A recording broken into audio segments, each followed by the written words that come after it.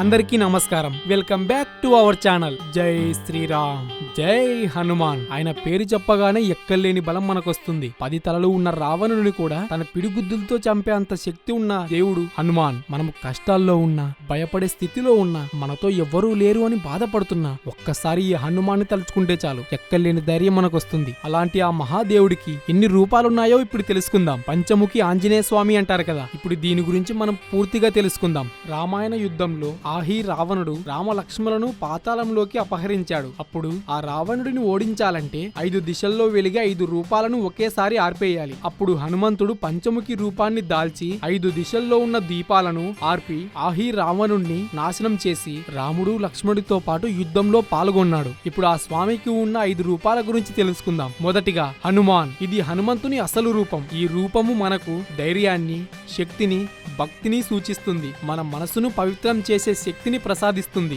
ఈ రూపాన్ని దర్శించుకోవడం వల్ల ఇది మనకు విజయాన్ని మరియు అడ్డంకులను తొలగించే శక్తిని అందిస్తుంది. రెండవ రూపం నరసింహ. ఈ నరసింహ రూపం రక్షణ, భయారహితత్వాన్ని సూచిస్తుంది. ఇది చెడు శక్తులను నాశనం చేయటానికి మరియు నీతి పరిరక్షణ కోసం ప్రసిద్ధి పొందింది. ఈ రూపాన్ని దర్శించుకోవడం వల్ల మనకు ఉండే శత్రువుల నుండి, చెడు శక్తుల నుండి కాపాడుతుంది.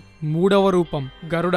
ఈ గరుడ రూపం విష్ణుమూర్తి వాహనమైన పక్షి. ఈ రూపం స్వేచ్ఛను మరియు లోకాల మధ్య ప్రయాణ శక్తిని సూచిస్తుంది. ఈ రూపాన్ని దర్శించుకోవడం వల్ల ఇది మనలో ఉన్న రోగాలను నయం చేయటానికి మరియు శరీరంలో ఉన్న విషాలను తొలగించడానికి ఈ రూపం శక్తి అందిస్తుంది.